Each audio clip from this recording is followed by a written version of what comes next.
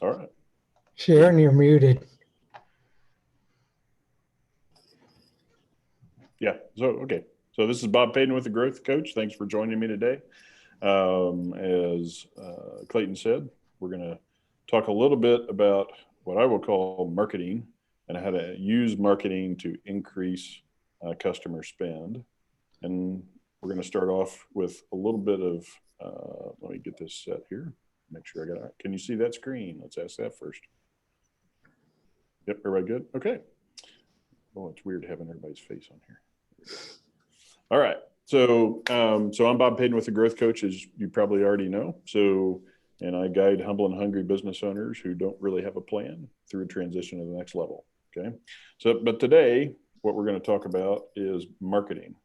And this is a statement that I'd like you to kind of absorb a little bit. And that would be not spending time on marketing just makes sales that much harder. So if you find yourself spending a lot of time and energy in the sales mode and find that frustrating, it may be because you're not actually doing marketing. Okay. So just keep that as a lens to attempt to kind of look through a little bit. Okay. And then, so my question to you, and I'm going to pop off here, is what is marketing? So to each of you, and I'll let you just literally just start talking, and I'll pop this off the screen real quick. What do you view marketing as? What's your definition of marketing as a business owner? Anytime you're talking about your business or putting anything about it out on social media. Gotcha. Advertising your business. Anytime you're advertising your business. Okay. Shirley, Sharon, Shankar, Lisa, who've gone dark on me. How do you define marketing? Yeah, marketing means there are various ways and various channels, like marketing channels, like advertising one, but also identifying the potential customers and then reaching them through applications like Salesforce and other software applications. Yeah. Okay. I'll go. Sure. Identifying your target customer and finding ways to engage with them. Ooh, I like that. That's good. Excellent. Anybody else? I always thought too, it could be used for brand recognition. Absolutely. And just to remember you. Absolutely. Awesome. So a couple of things you'll notice. One, everybody has a different definition. Okay. And then two, you're all on the right track thought process in terms of what marketing is. Marketing is not sales. A lot of people use those terms interchangeably, and they are not. They are definitely, and sometimes that gets done because as a lot of people on this call, we're all business owners, we're wearing multiple hats, and so we literally kind of just blend it all together. But what I'm going to ask you to do today is look through a little bit of a different lens of trying to truly separate the two for you and your business to actually grow the spend that your customers have, and do that from a marketing standpoint only, not necessarily just sales. Okay. So we're just going to look at through that lens, and I'll switch back here. Maybe. Ooh, why did it do that? Okay. I'll stop that. 1 second. Sorry, I must have hit the wrong button. So we'll move on to here. Sorry, I'm on a laptop. So here's my definition, okay? And it's not to be confused, and this will maybe actually make somebody mad. It is not to be confused with the simple act of selling or increasing sales, okay? Marketing is definitely grabbing the customer's attention and leading them to make a purchase, okay? Leading them down that path. I refer to it in a simple world as carpet bombing, okay? If you put it in a wartime setting, if you want to call it that, and the picture in the background, it is truly getting people's attention so that you can then lead them down a path to a sale, okay? So just in terms of what you do every day in your business, who you're talking to, et cetera, I want you to think of marketing in that context, not that it's all kind of blended together, et cetera, okay? So when you think of it that way in your own business, my goal and my hope is by the time you've at least finished this 20, 30 minutes, you'll at least walk out with a couple of different actions that you can take that will begin the process of separating marketing and sales in your particular business activity. Okay. So Bob, I'm going to chime in. I'm sorry. I was like, Sure. I had my vice president of operations call. Anyway, and so I always tell people your marketing is getting that person to have that aha moment. Oh, absolutely. And if that aha moment is a bomb in the house, right? It does that. It gets their attention, right? And it guides them somewhere where you want them to go. Okay. So, and it just keep it as that definition, and I'll show you in the context of why I have that definition. But yes. And so there are all kinds of channels to do that. As Shankar said, there's all kinds of different ways to do that.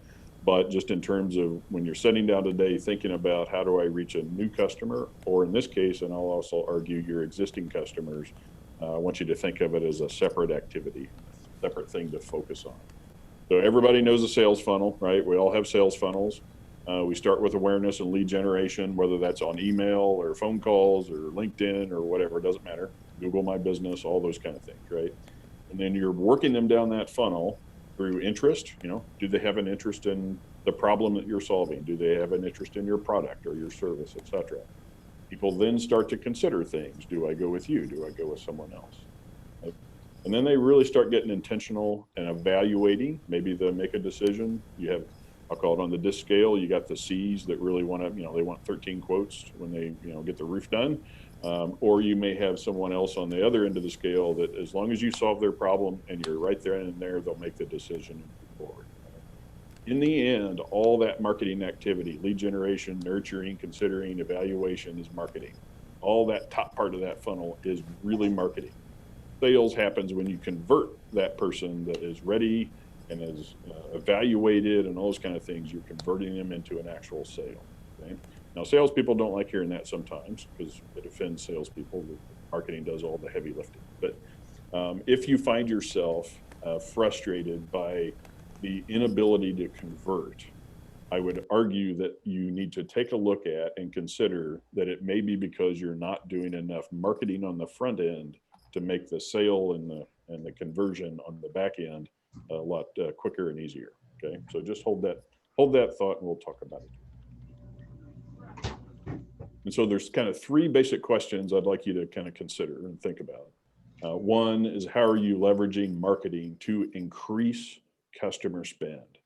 Okay, just that question alone, whoever your customer is, what am I leveraging and what am I doing in marketing to move that bar up? If today your average customer spends $300, what am I doing in marketing to make that 300, 400, or 400, 500, or 500, 1,000? Okay. Second would be the strategies to get them to, use to get them to your business. So whether that's online, virtually, in person, if you have a physical storefront, what are you doing to actually get them in front of you as a potential client?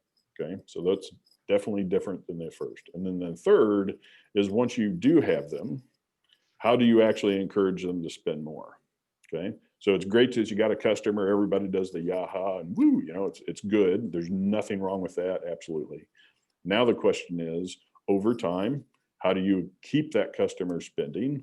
And obviously you adding more value and them spending more with you versus somebody else. So those are three basic questions that I really want you to think about that all have different answers. Okay. So here's about 5 different kind of ways, and these we'll talk about, and I'll ask a question and open it up.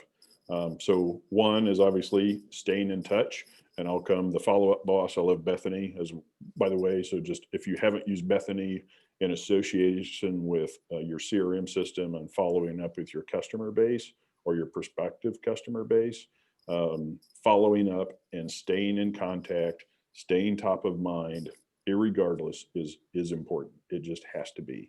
There are so many options for everything everybody does. You have to be top of mind, and you have to do that in a variety of different ways. On average, people require 8 to 10 touches before they will make a decision. So think about that, email, physical touch, in a networking meeting, on a one-on-one, et cetera, et cetera, et cetera. For white collar businesses like most of us, that's 8 to 12 or 8 to 10 touches before they will make a decision. Okay. So a big part of that is the second one, which is education. So I know Shirley does this because I've talked to Shirley several times, right? So part of it is educating your customer. Do not assume that they have any idea what you really do, right? You are the expert, you know your thing, you've got this gizmo, this process, this system, this solution, but do not assume that expertise flows to them automatically. They just don't know. I had a client this morning, he's an investment fund manager. He does very technical work on analysis of stocks and bonds and all those kind of things, has screens full of charts and all those kind of things. And we've worked through the realization that his clients could really care less about all that stuff, right? They actually just want to trust him. And he has trouble with that. So educate, okay? Offering exclusive events and offerings, and this is especially for your current client. So I want you to think about the lens through, okay, you've done all this work on the front end to get them as a client. Now you have a group of people who actually have either bought from you or are buying from you. What are you doing just for them that is different from everybody else?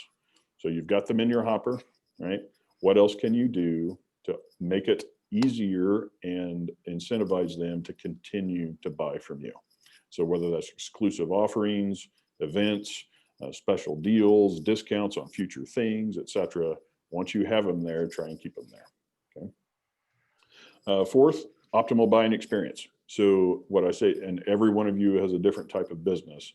The bottom line is you want the experience they have with you to be as easy, simple, quick, and painless as possible. There is no perfect process. There is no perfect supplier. But the easier and optimal that you make it in terms of an experience for them, the better off it's going to be for you.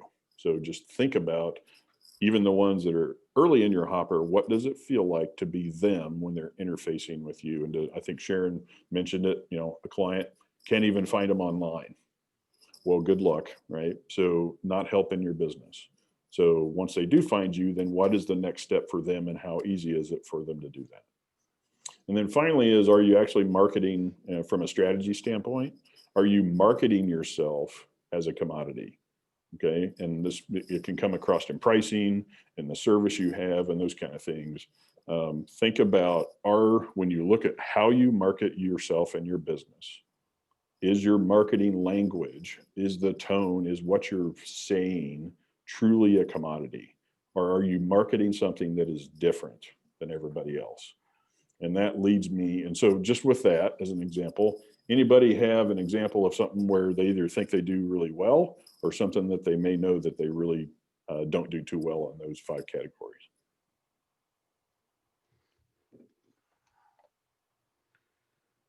And it's okay to be vulnerable and tell us you're not that great at stuff. So I'll go first. Okay, so for me, it was actually follow-up, the first one. I had a lot of people in my CRM system. I had even current clients, etc. I was not that great at following up. We would have a one-on-one. I would say, hey, I think I can introduce you to somebody, the exercise we just went through with Clayton. And I would literally lose those actions. I'd write them down on a piece of paper. 2 days later, they're gone. I forgot about it and I'm moving on. So that I have now systemized that to something, a process that I like actually doing, and it's actually usable.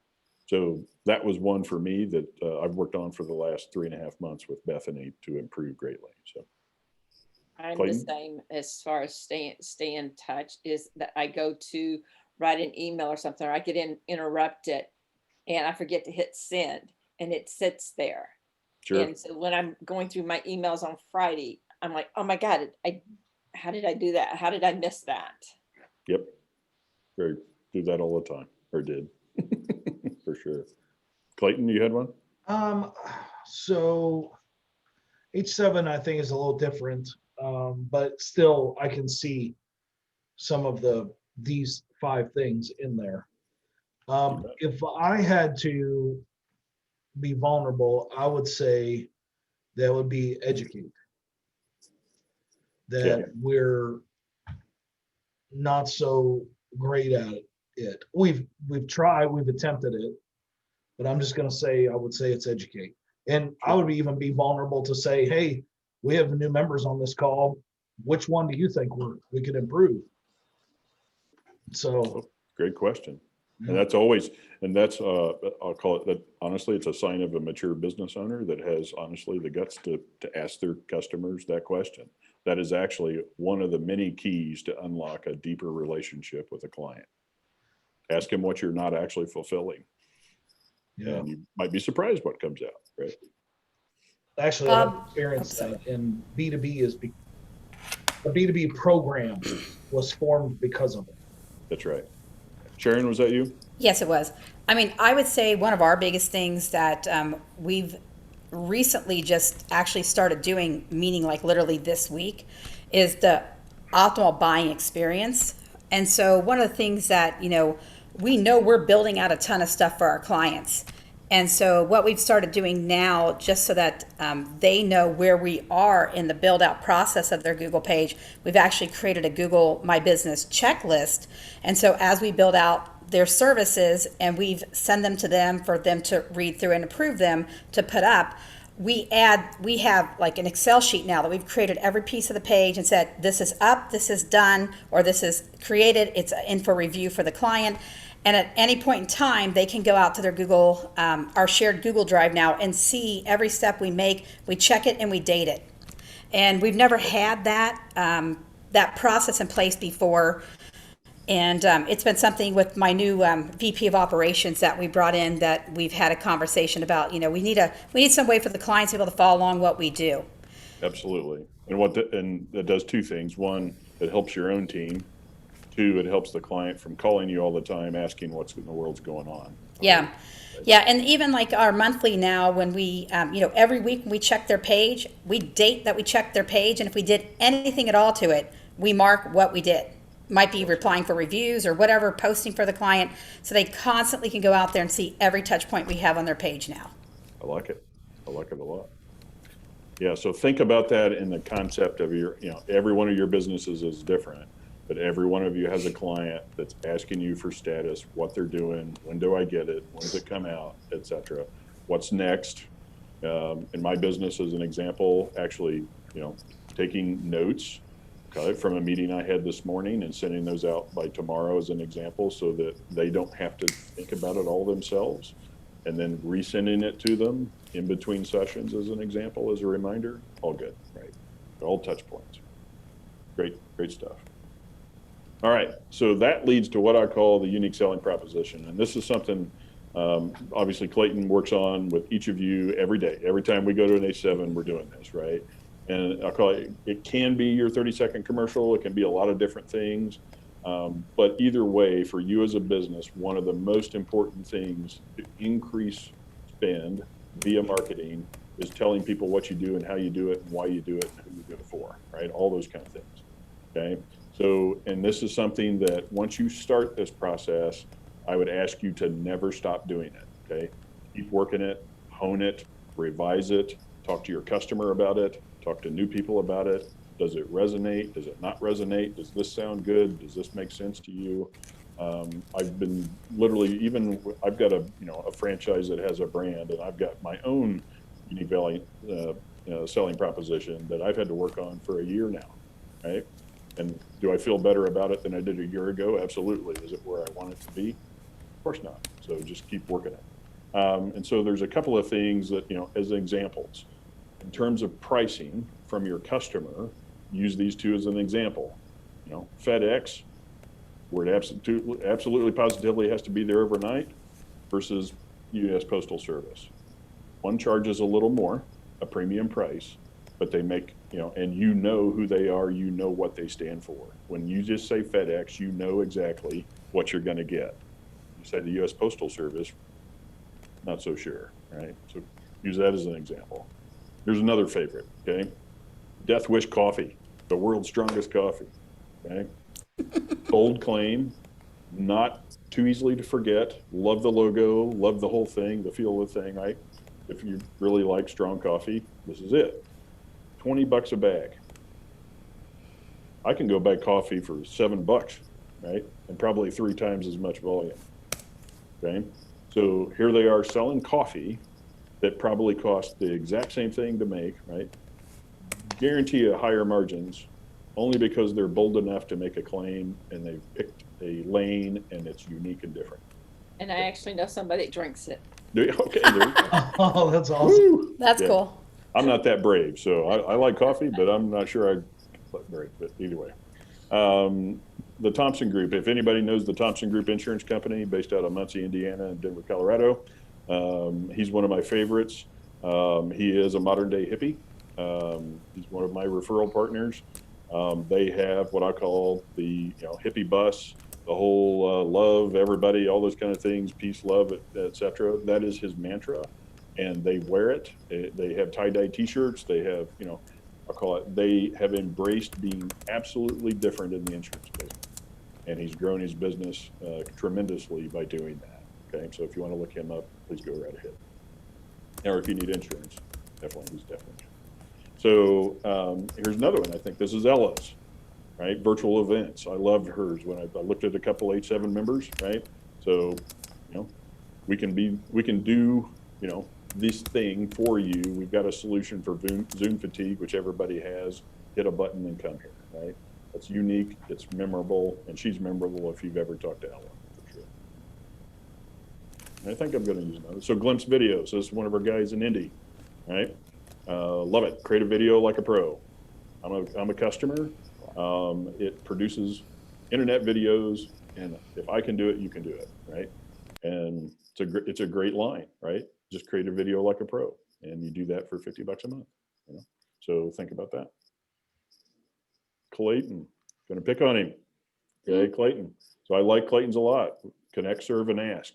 Okay, that is, I've been a member a little over a year. I hear that, I see that over and over and over again. Okay, and it's all for us to grow our businesses and grow it nationwide.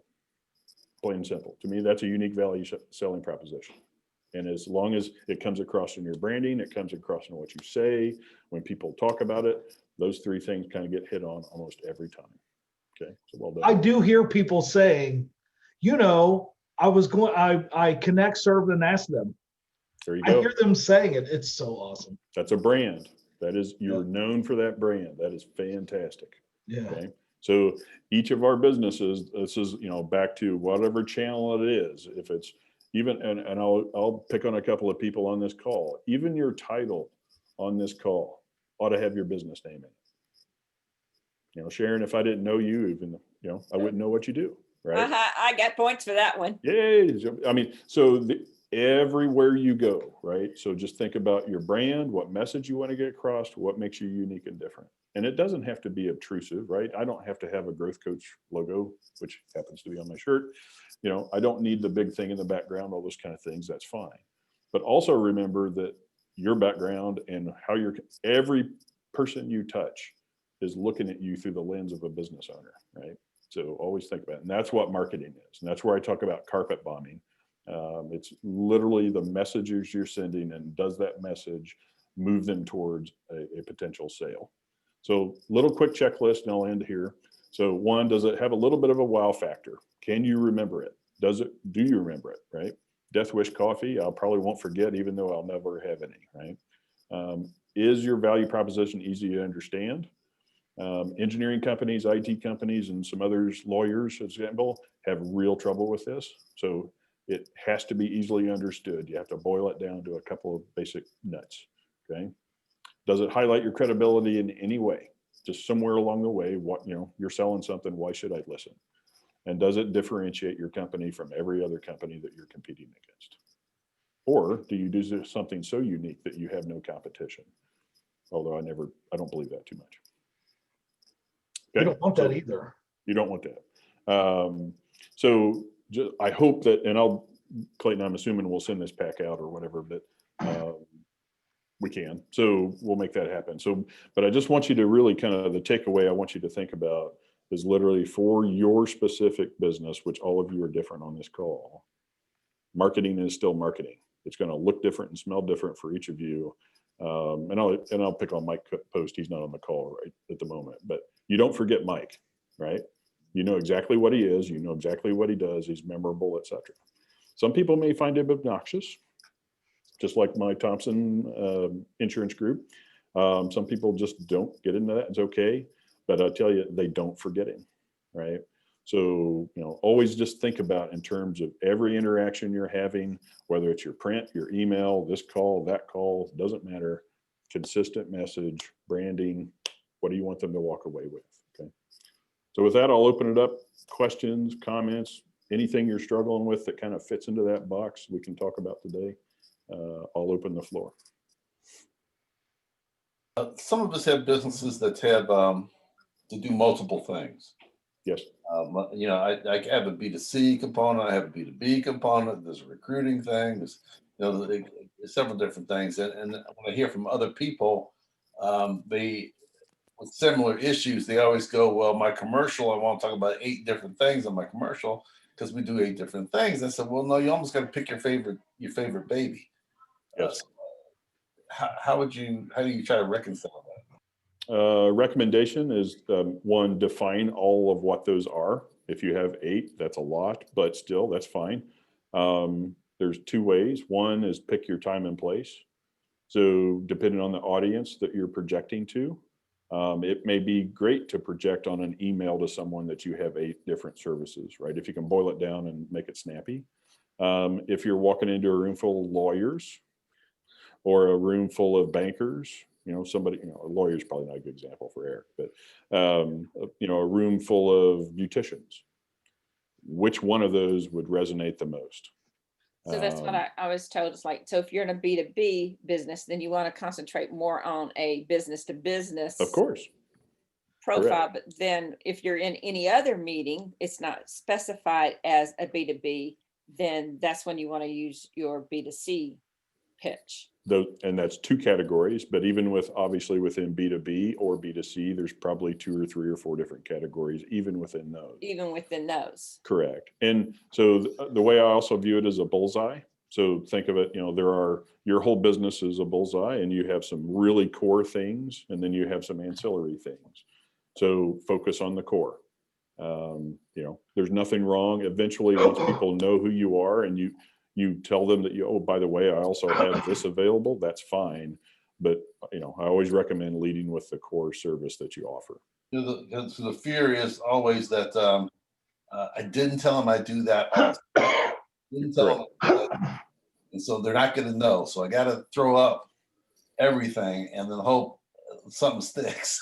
That's correct. And the problem with that is mentally to future clients, as an example, is it's very confusing. If you're known for everything, you're known for nothing. And so you're better off picking your lane, pick your purple cow, I think is Seth Godin's term, right?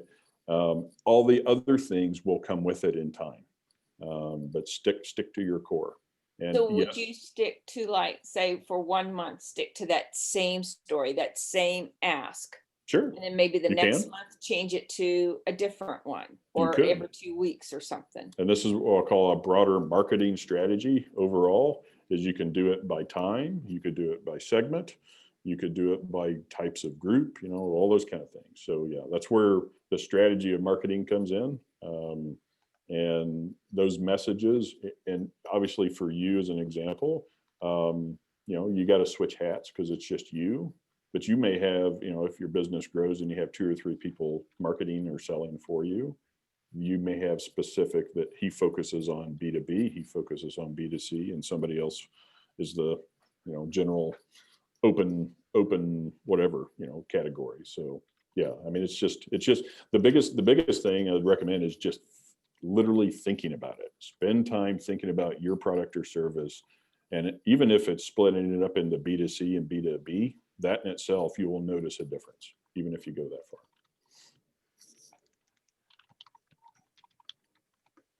Hey, Lisa, have you heard the term beautician in a while? That was awesome. Not really. We have lots of different names, but yeah, that's an oldie but goodie. It really is. It really is. What do you say, Clayton? You said It's really random. It's completely random. Dated myself, I guess. Well, no, but like Eric Smoot has a saying. He has his tagline, right? Can anybody say what it is?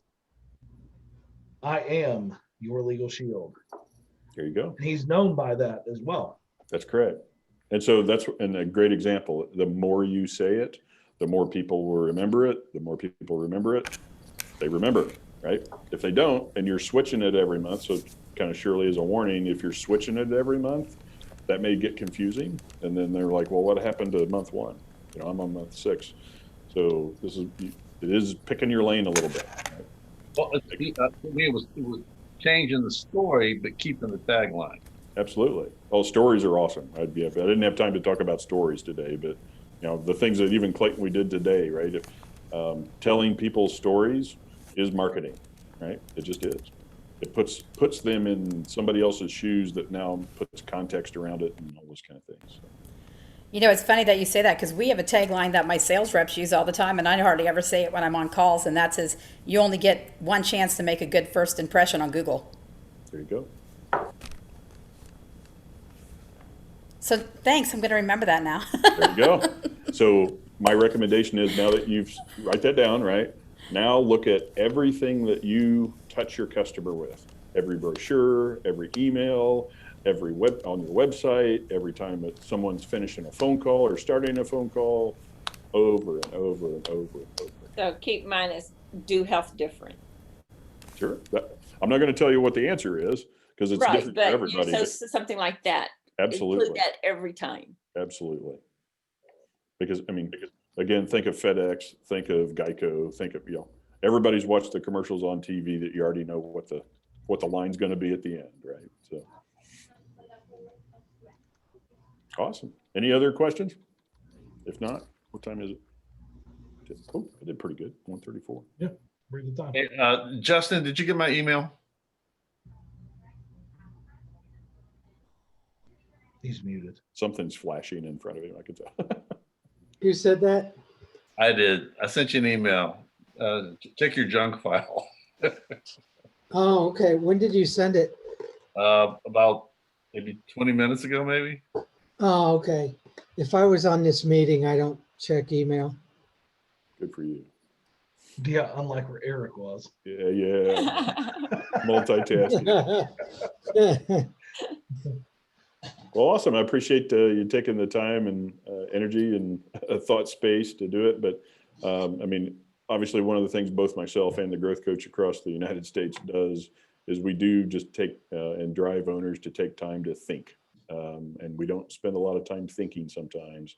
So it's literally pull back on the reins a little bit, take 15 minutes, 30 minutes, an hour a day to think and slow down and think about your business and think about things and use marketing as an example. Literally, how do I market? How does it come across? So